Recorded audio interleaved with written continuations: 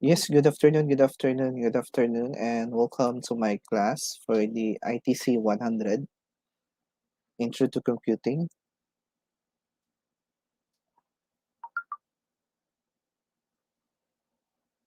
So for my let's just wait for a while muna sa mga students.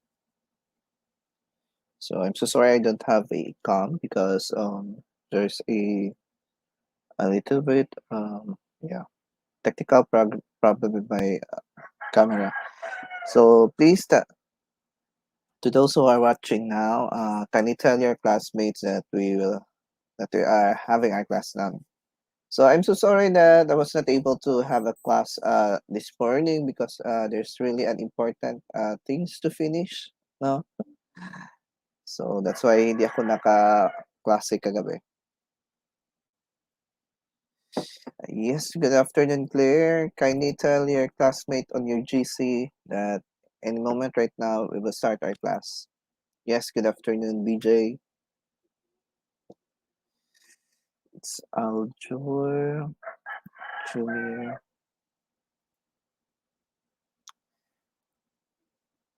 So we are now in our chapter 9 for our topic.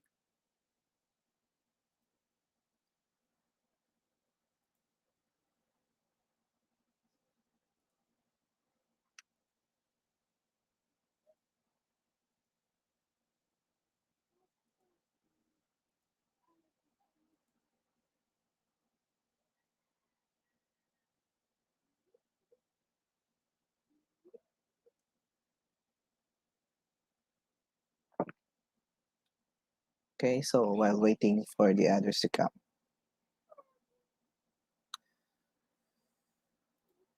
Yes. Marjorie, Fabia, Angeli, Renzi, Jean, Lisa, Nerly, Renia.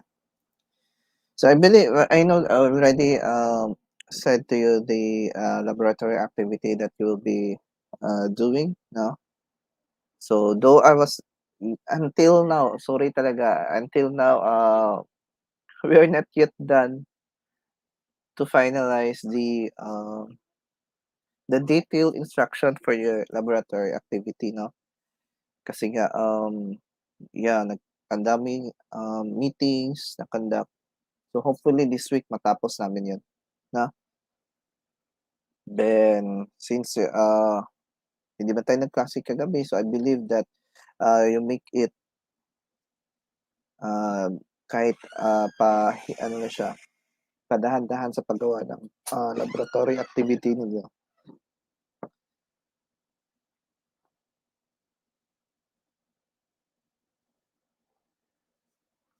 So have you started to make your ano ba, lab activity? Hindi pa pala no because yun, I'm not sure if you make a screenshot to the activities. Baka hindi rin ninyo siya screenshot kaya hindi kayo nakagawa.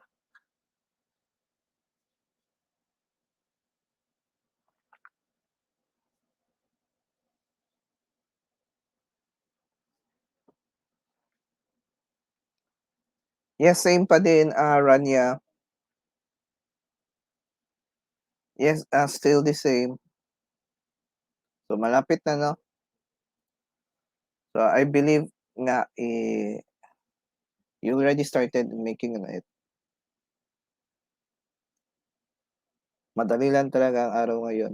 It's 39 or 38 days na before Christmas.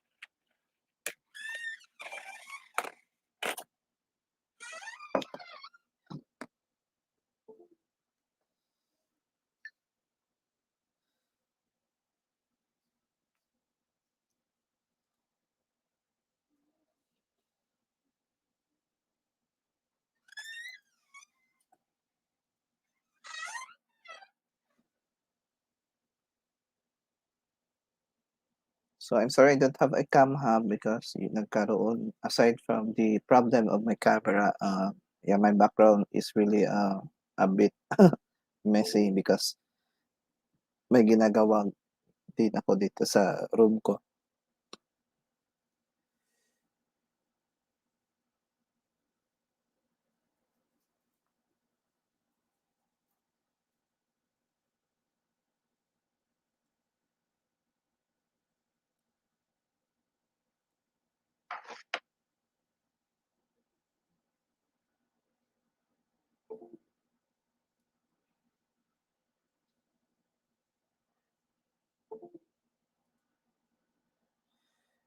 So okay, I think let's start now. We can wait with them. So they to those who are late, it's obviously recorded naman dito sa ano din, sa channel sino yung mga late. So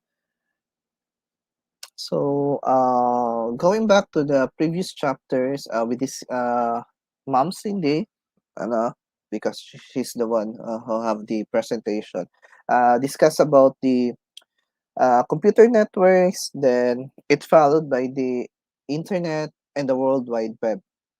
So now this afternoon we'll be discussing um, chapter 9, which is the network and the internet security. So on this chapter, we are about to expect to learn, or our learning objectives for this topic is explain why computers should be concerned about network and internet security. Internet, or shall I say internet, no? Paslangs lang tayo ng konti. So, list of several examples of unauthorized access and unauthorized use. Explain several ways to protect against unauthorized access and unauthorized use, including access control systems, firewalls, and encryptions. Then provide several examples of computer sabotage. List how individuals and businesses can protect against computer sabotage. Then discuss online theft, identity theft, spoofing, phishing, and other types of .cons. 7. Detailed steps an individual can take to protect against online theft, identity theft, spoofing, phishing, and other types of .cons, and identify personal safety risks associated with internet use, and list steps individual can can take to safeguard their personal safety when using the internet. And lastly, for our learning objectives for this chapter 9, discuss the current state of network and internet security legislation. Zoom natin ng konti. So on this chapter, so it covers security concerns stemming from the use of computer networks and the internet in our society. Safeguards and precautions that can be taken to reduce the risk of problems related to these security concerns. Personal safety issues related to the internet, since this is common problem right now, di ba? And legislation related to network and internet security. So why be concerned about network and internet security? First, if of course, computer crime or the cyber crime. So we know that, di ba? Uh, any illegal act of involving a computer, including theft of financial assets, manipulating data for personal advantage, act of sabotage, releasing of computer virus, shutting down on a web server, and phishing and internet scams. So, di ba, kato, just lately we have this, if uh, you're aware of these internet scams, like for example, yung sa social media, yung bago lang 'to nag-trending din 'no, last month din yung ano, yung package bitaw sa foods, 'di ba? If you heard that one, yung ng scam si ano nga yun, I forgot the name. yung nag-scam, yung for 15,000 may dalawang lechon na, ta's meron na ding, ang daming foods. Inday Inasal ba yun? Ah, Mang Inasal. Oo, yun si Mang Inasal, 'di ba? Lately, this was the, issue, so internet scams. Then of course, number one din is yung ano 'no, yung kang pastor, yung nag-invest ng money 'no? I think that it could be an internet scam, although it's not really ano, pero sa ngalan man na ano siya, yung bang it was, done through the internet, so it will be a part of the computer crime. Pero yes, the best example for this is the, yung Mang Inisar because it uses the social media, which is the Facebook, um, telling the packages, pero it was not, ano pala, it was yeah, it was not delivered. So all computers users should be aware of security concerns and precautions that can be taken. So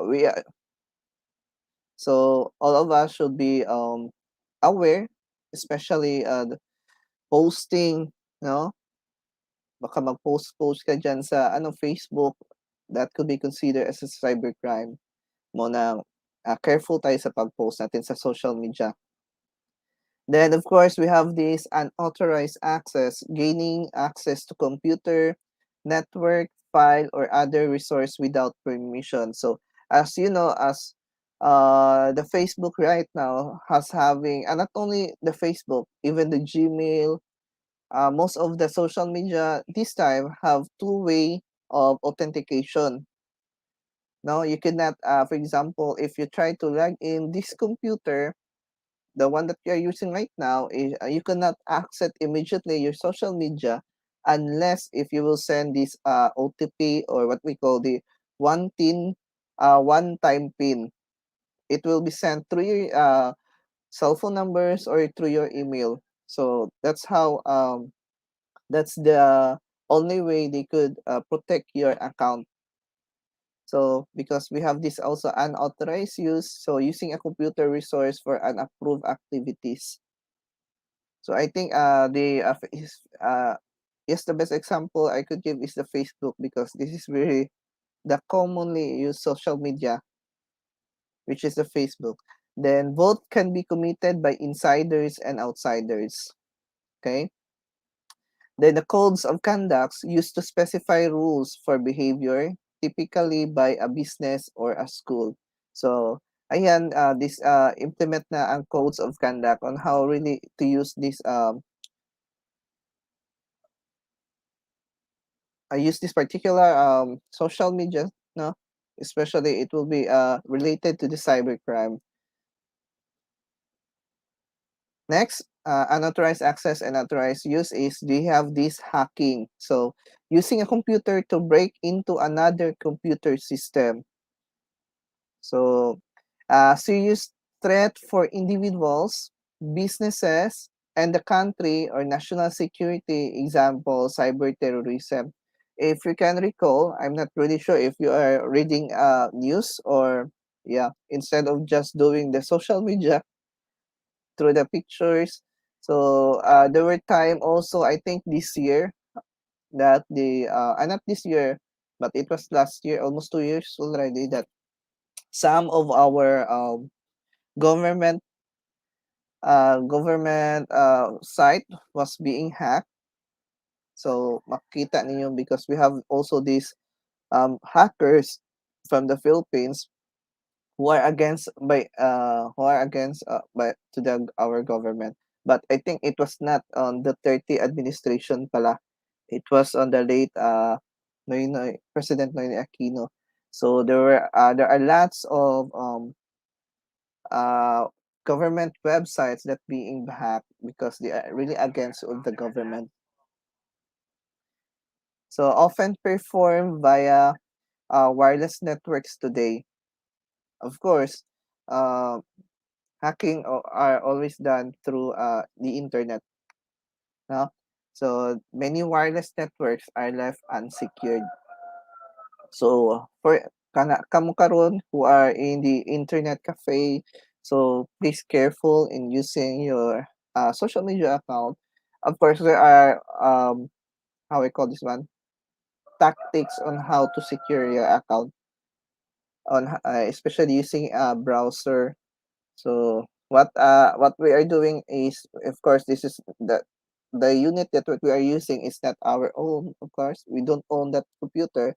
So the best way to use, especially like for example, attending class or you try to log in your social media, is that try to do it in incognito. No, then incognito is it is safer, and you can directly close uh the browser, then it will automatically lock, or I mean log out with your account in your social media account. I think you know that incognito, right? Anyone? So I believe you know what is incognito. Then we have this wired driving. So driving around an area to find a Wi-Fi network to access and use without authorization. So this is commonly this is very common in internet cafe now, because this of course internet cafes are those are public now. So careful talaga tayo sa paggamit ng ating mga account, or even talaga if you try to access like to your bank account, no? So careful tayo because natin yung ginatawag na wire driving. Okay, so thank you sa response. So I thought you don't know what is new incognito. Then we have this Wi-Fi backing. So accessing unsecured Wi-Fi network from the hacker's current location without authorization. So especially now, even if you, to those who have this internet connection, this what we call yung may set up sa kanilang bahay ba na ano, this landline, no? So if you will not try to change your password and you are using the default one, there is an application that you can hack the password, no? There are these some IT tips that you are still doing it, no? Because we are unaware that kanina atong Wi-Fi supply kanan dili sa atong mga router that we are using. So there's already even an application can be downloaded on the Google Apps that they will be trying to hack your Wi-Fi if you are using the default password. So my advice to you, if you have your internet or PLDT, Globe, or Smart, whatever internet provider with is that you're going to change your password. Immediately change your password. There is aside from the access to the Wi-Fi connection, there is a user. I think just look at the bottom or at the back of the router. So there is the password and the user. Then we have this interception of communication. So unsecured messages, files, logon information, etc. can be intercepted using software designed for that purpose. So yun na nga, yung sabi ko, no? Then we have this neutron, intercept credit and debit card information during the card verification process. So packet sniffing software. So before they are I think this one is like there is a like sa mga ATM machine bitaw sa like sa bank or even sa restaurant, 'di ba? Some of us I know I mean do you have this credit card or debit card that we can pay directly without withdrawing our money to our cards. So these theft are using to swipe your card because andun na yung before pala is that ang card sa ating mga ATM is that yung may block pa bitaw, but now they are using the chip. But before yung block lang siya is that madali siya ma-hack. Just one swipe, they can get now the information sa atong card. So but today is, I think it's already solved, no, because we are having this chip. But of course, another this kind of packet sniffing software, I think, is those um call center, which is really doing illegal na. So they could get the access to your debit, credit, and debit card.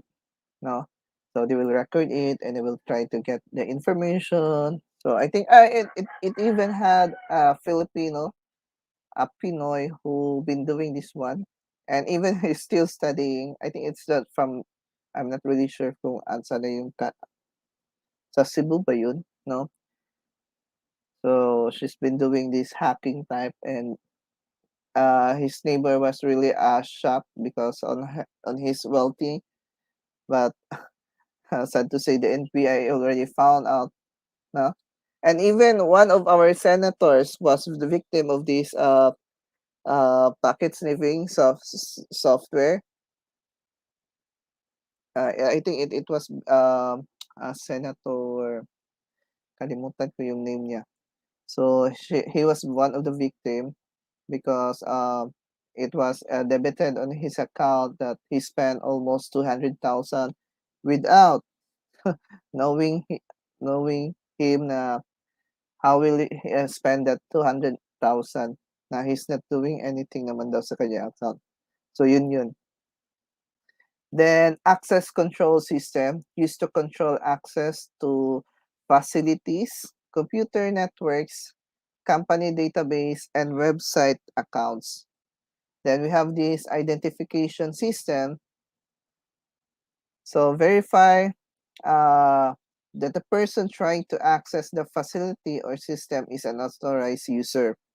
Then apply authentication system. So determine if the person is who he or she claims to be. Okay, so this is how protecting against unauthorized access and unauthorized use by using this access control. Then we have these possessed knowledge access systems. Use information that only the authorized user should know. So dapat ikaw as a user or having that account, you should know the typically password. What is the common password today? Di ba they are trying to ask for a password, a combination of characters, big letters, then small letters as well as numbers. So this combination of password is really uh, recommended for you so that the hackers could not, or so whoever that attempts to get your account. So password should be strong and change frequently. So ayan, in your Facebook, especially you don't have this cell phone now and you try to log in with your friends, that's a common this time, no? So frequently change your password. And by the way, aside from typically use a conjunction with username, try to connect your Facebook account to your email, no? So that it will have a stronger protection to your account. Now, the disadvantage lang po niya is that password can be forgotten, and this is really true. Even to my this is really true even into my part in my end, because I have really so many accounts. I mean, yeah, so many accounts in my email, in my website, in my So what I did right now is that most of my accounts have just one password, and it really yeah, just to ano lang sa ako in my part, in my end. So ayun, I have at least I have 10 accounts, which is with just one password. No, that's why I'm really secure. I don't even let my siblings use my computers and even my cell phone because of this technique I made. I only have one password with these 10 accounts, so that I could because before I tried to use it in the Excel and even type it so that I could not forget it. However, still I still forgot talaga. So if known password can be used by someone who is not unauthorized. So if known password can be used by someone who is not unauthorized. Okay, so of course our common password right now is that we have this birth date, birth year, diba? Birth month, that's the common password. So mine is different. Before I'm using that password, no, but it's happened din talaga na makalimutan siya, and yes, uh, others will really try to attempt to uh, use my account. And ito, we have these password strategies. So let's try to ayan, makita ba siya? So make the password at least 8 characters and include both uppercase and lowercase letters as well as numbers and special symbols. Then choose password that are not in a dictionary. For instance, mix numbers and special characters with abbreviations or unusual words you will remember, but do not conform to a pattern a computer can readily figure out. Okay. Then do not use your name, your kids or pets' names, your address, your birth date, or any other public information as your password. So yun na nga sa akin, no, yung birth date talaga before. And determine a passphrase. Ito, this one is an authentication. That you can remember and use corresponding letters and symbols such as the first letter of each word for your password. For instance, the passphrase, my son John is 5 years old than my daughter Abby. So could be used to remember the corresponding strong password is we have MSJIFYOTMDA.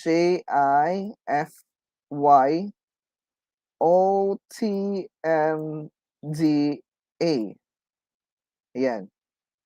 So ang kanyang 5, no, instead of letter F pala, he used talaga the number 5. Then Abby is this special character act. So this is how to use a passphrase password. Now is develop a system using a basic password for all websites plus site-specific information, such as the first 2 letters of the site and a number you will remember to create a different password for each site. But still, once you can easily remember, for instance, you can combine your dog's name with the site initials followed by a number that is significant to you to form a password such as Rover AM27 for Amazon.com. Then do not keep, di siya pwede.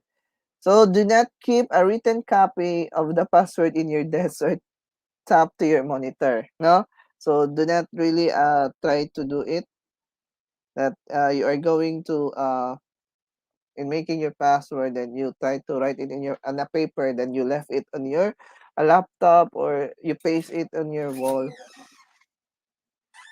So such as the first 2 letters in the site, I don't know.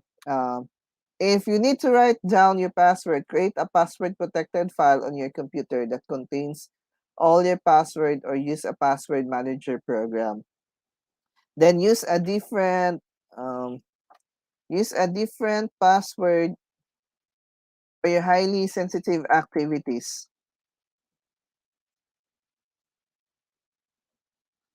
such as online banking or stock trading, than for other websites. If a hacker determines your password on a low security site, which is easier to break into, uh, he or she can use an account containing sensitive data if you use the same password on both accounts.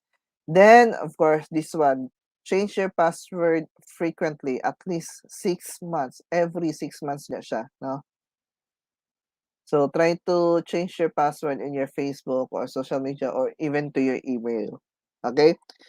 Well, I'm not really sure it was discussed here, but I have another techniques talaga on how to uh, what we call to secure a password. I am using this if you can try that, let's search muna ha.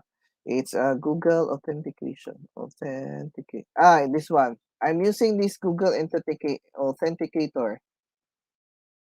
Try to install this in your cell phone. No, it's very useful because I have this account. Uh, yeah, I have 6 account used by this Google Authenticator. There you cannot enter a specific website unless you have this Google Authenticator. This Google Authenticator, every minute, it has a passcode. It's like a 6 OTP, uh, 6 numbers password. No, so you cannot log into a website without those password. Okay. Then we have this cognitive authentication system. Use information the individual knows or can easily remember. So we have this, yun nga, we have the birthplace, pet names, and etc. Use many password recovery systems. Now, again, this time, I think the Facebook Meta is doing this two-factor authentication. So, have you tried to change na ba with this two-factor authentication? Because I think they given a what we call this one deadline. If you cannot implement the two-factor authentication, you cannot open your Facebook account. No, so they already try to advise, try to spread. Even if you try to open in early this morning, if you try to open it, or I think it's evening pala, evening, morning sa kana is evening man natin. There's the first one talaga on top of the screen of the Facebook that stating to use the two-factor authentication. No, so careful kayo ha. I mean, please try to do it.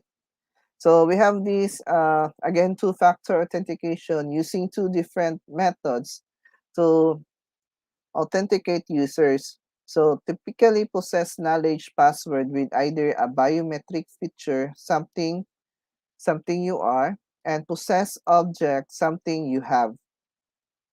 So iba din to, no? So hard token physical object use or soft token supplies in one-time password OTP. Ayan. So I think sa Facebook or the Meta they are using this OTP and of course your password. Yeah. Okay. So I hope you get this two-factor authentication. So here is figure 9.5 showing the the sending an OTP or one-time PIN. So is sent to your phone, ayan. Then enter the code here when prompted. Okay, so you could not sign in talaga unless you put the data or the OTP. So possess object access systems use a physical object an individual has in his her possession to identify that individual. So this is iba naman din to, no? I think this is usually used sa mga companies, no? I mean physical talaga facilities. So we have these smart cards and magnetic cards. Then we have these RFID encoded badges or the USB security keys or token, no? RFID is this I think yung sa mga ID kasi sa company they are using this ano even mag-open lang ka sa door, we have this card, no? While when sa school, are you just using naman the barcode, no? Katong if you're trying to borrow books, we have this barcode. If you have your ID already. Um, there's a question here. Mamaya na lang, Regil, ha? We're almost done naman. Now, what are the disadvantage? So it can be lost or used by unauthorized individual. Ito, like sa akin din sa yung ni-recommend ko sa inyo na Google Authenticator. The problem lang there is that if you lost your phone din, no, you cannot no longer use this that Google Authenticator. Kasi andun yun mag-prompt sa phone mo. Una, bet careful talaga in protecting na dili mawala po ng imong gadget, no? Next, we have this biometric access system. So another one. So identifies user by a particular unique biological characteristic. So biometric capable of, is it a fingerprint, a hand, face, iris, voice, and etc. So ito, we are in our login and log out, we are using this fingerprint.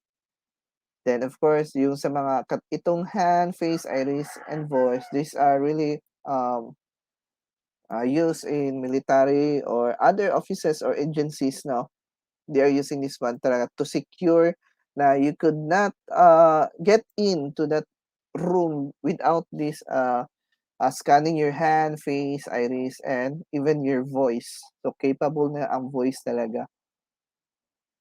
Then data read by biometric reader must match what is stored in a database. Of course, if your fingerprint will not match in your database, on the database, so it will not really you cannot log in. Well, yeah. In ano din sa school din, like instead of having the attendance, like if we have meeting, we try to use talaga this barcode, no? Para mas dali siya and dili pud siya madaya. Kay just writing you writing your names and have a signature kasi pwede ra jud nimo siya madaya, no? Kung ma-attendance sa student activities. We try to push talaga this barcode, pero I'm not sure ano na nangyari doon. Okay? Now, often used to control access to secure facilities. Then log on to computer, punch in out at work. So law enforcement, etc. So now, of course, there is an advantage and disadvantage in using those biometrics or two authentication app. So in biometric, access systems are very accurate. So wala joy daya, no? Ang late, labi na sa work, and cannot be lost or forgotten. Now, the disadvantage is cannot be reset, is compromised, and hardware and software are expensive because because you will be buying the device, no, and even its software. Then, a disadvantage then is mostly brand out or blackouts. Brand out or blackout, though it was there's a battery, but it will only uh take long. Some biometrics school is only for an hour. Then of course we have these part-time worker that will try to log in on the given time. So yun yung ano niya disadvantage. So here is an example. Now we have the fingerprint reader. I'll try to zoom it. Oops.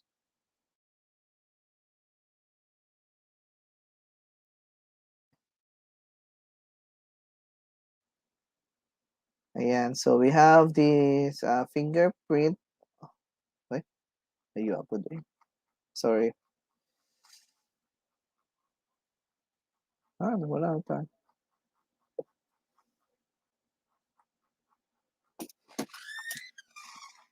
Sana tayo na sobra. Ayan.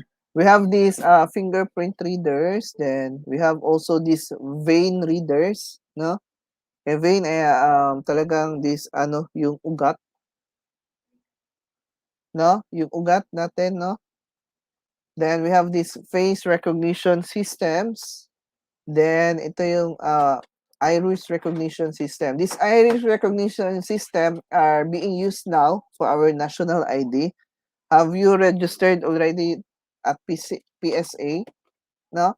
So the PSA using the iris recognition system as well as the fingerprint. So sa akin, I think it's more secure talaga tong iris, no, kontra sa face kasi ang face pwede naman din kasi yung magpaano tayo, no, plastic surgery. Pero ang iris talaga, do ang iris din yung sa mga boobies talaga. Meron tayong mga contact lens din naman. Okay? Then now, controlling access to wireless networks. So in general, Wi-Fi is less secure than wired network. So security is usually off by default. Wireless network should be secured. Now, wireless network owners should change the router's default password. Yun nga sabi ko kanina, di ba? Then enable encryption or WPA2 is more secure than WPA. So enable encryption is the ibig sabihin yung password niya. Kasi if directly walang password yung router, of course, anyone can access it, no? Then enable other security feature as needed. As much as possible can hide network name or the SSID. Yung bang you can like if you are like nagpunta kayo sa bahay ng friend niyo, then sabi niya may wifi naman and you try to search it, tas hindi ka makakita na may wifi, yung pangalan sa wifi because it was hidden. Then meron pa tayong best ano niyan is aside from it was hidden din, no?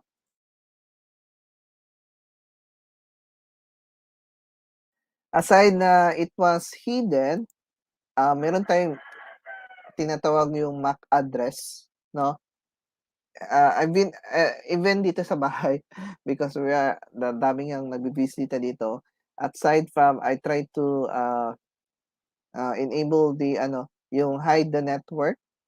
I strictly implement this MAC address control, no? Because each device has a MAC address. So to those who only those MAC address who is registered can access our internet here in the house. Before, but now wala na. Ano na lang, password na lang. Kasi malayo na kasi yung router nandun sa labas. So here is an example, no?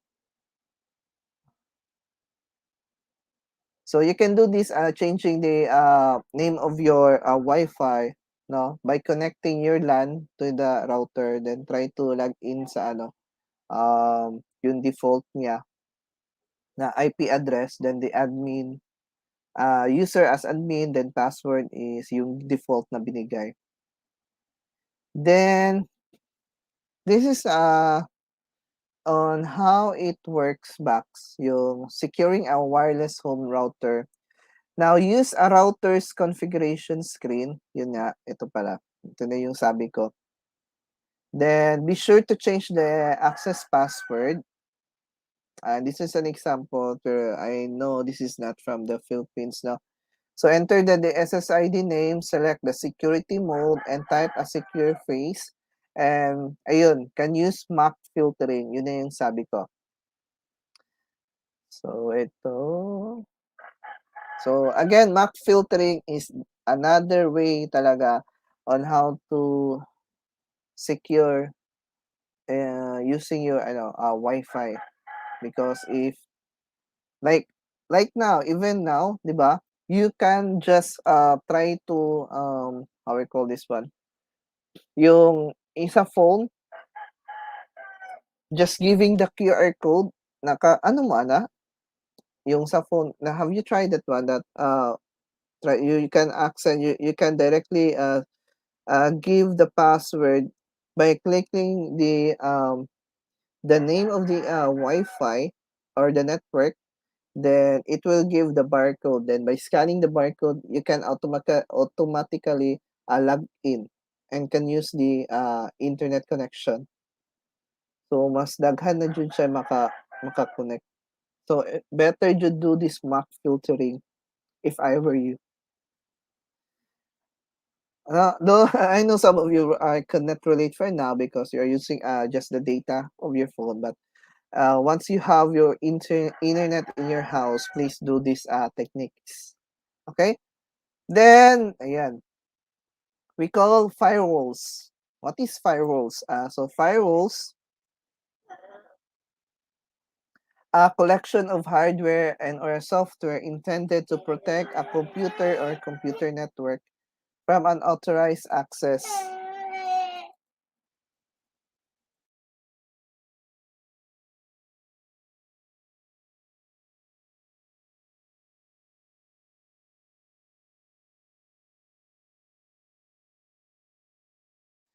Okay, so going back again, so firewalls, a collection of hardware or a software intended to protect a computer or computer network from unauthorized access. And typically, there is a two-way, no? So they check all incoming from the internet and outgoing to the internet traffic. So important for home computers that have a direct internet connection as well as for businesses. Then work by closing down external communication ports. I know if you have your own laptop or PCs, so mapansin niyo if you try to enter or even trying to download some applications or files or try to access to a typical website, you could not enter because of this firewall. Because this firewall really protect your computers from these hazardous or heinous hackers or viruses. No, so it's really important. Firewall is really important to your device.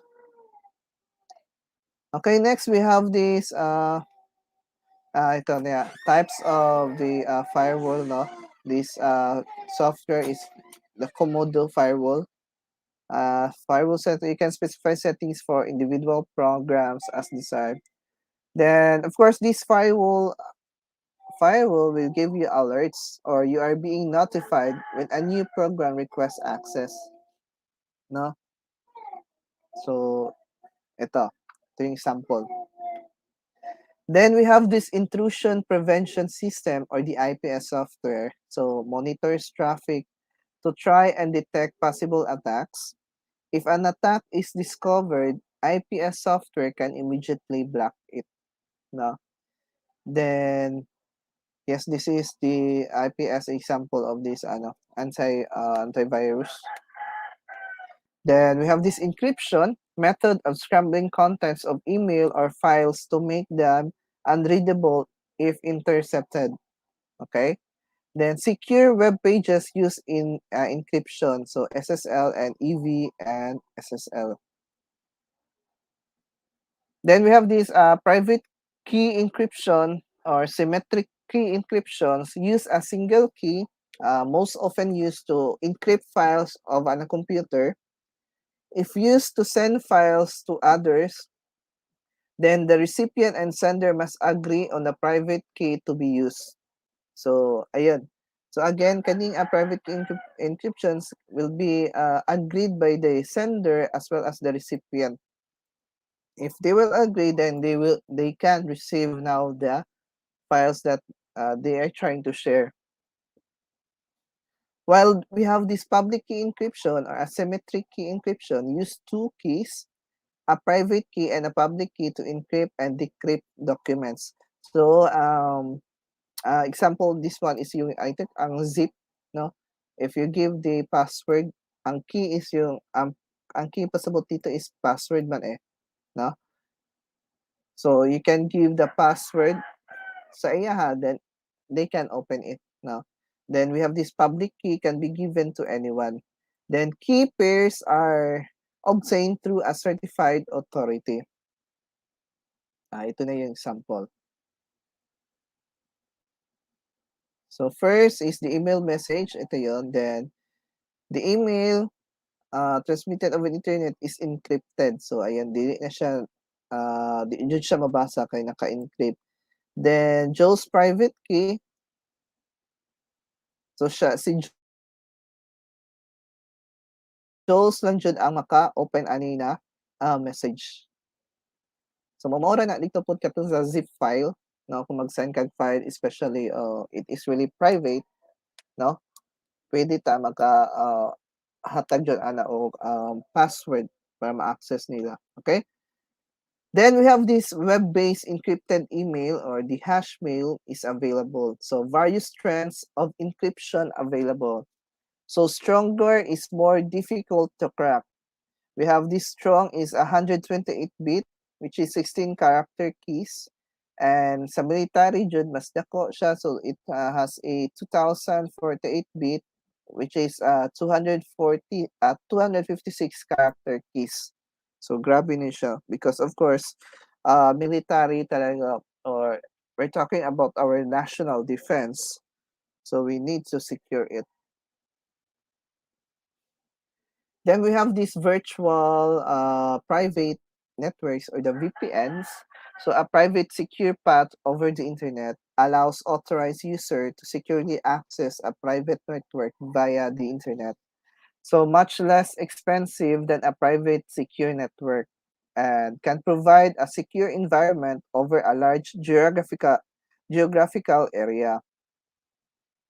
Typically used by businesses to remotely access corporate networks via the internet, and personal VPNs can be used by individuals to surf safely at the wireless hotspot.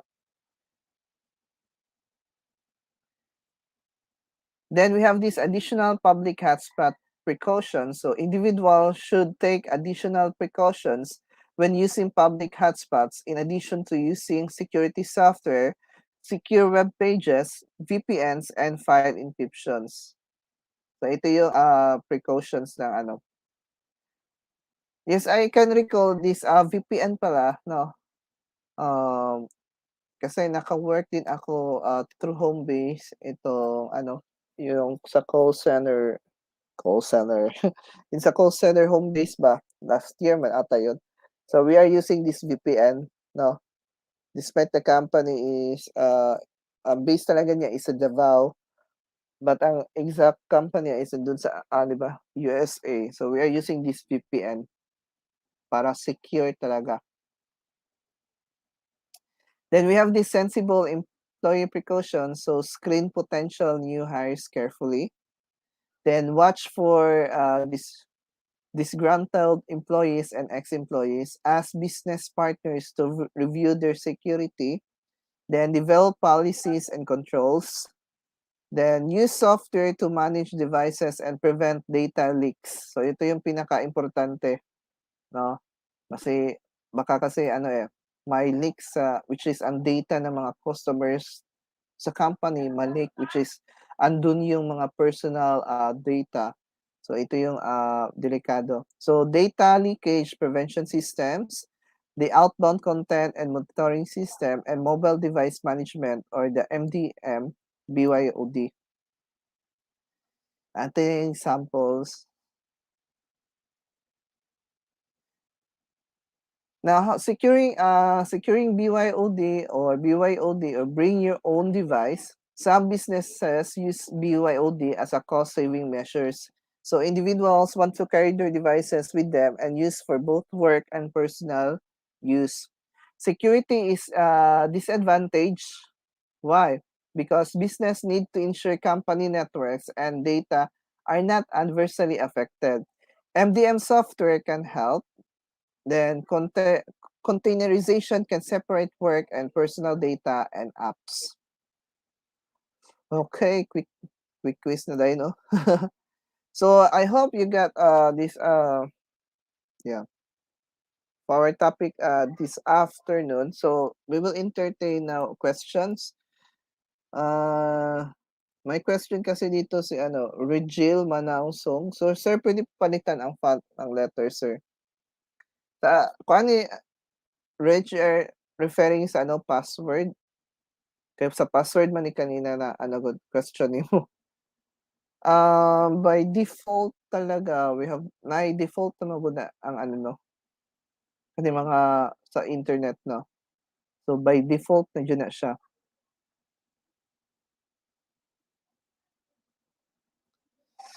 Okay, so I think yun lang ang my question. So we will continue our discussion with this network and the internet security this Friday. And just please try to secure muna your questions if you have. Then we will continue on Friday, okay? So please say present.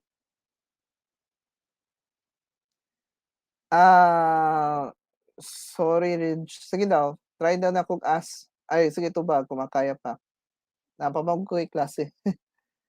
But please, you can say present for your attendance this afternoon. Then, Regil, what is your question, ba?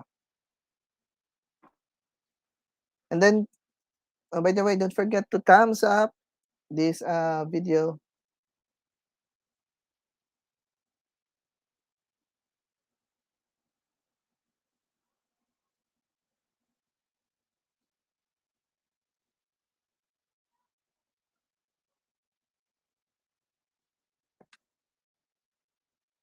Yes, Reg, what is your question pa?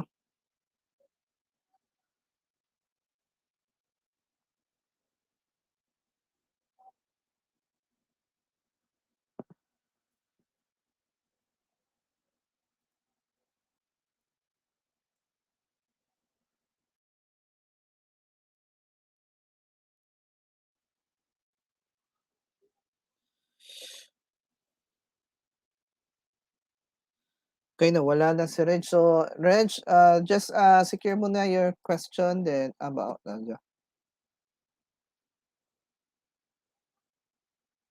okay, Reg, that's you're talking about for your laboratory. So don't worry, I will give time to discuss that one, no? Maybe next week, we will try to have an online so that you can easily yes, because on that activity you are referring yung maggawa tayo ng data with the use of the Excel. So we will have an online discussion with that. Okay, don't worry. So I guess there are no more questions. So thank you for coming. Then see you on Friday. Again, 8 to 9. Bye, everyone.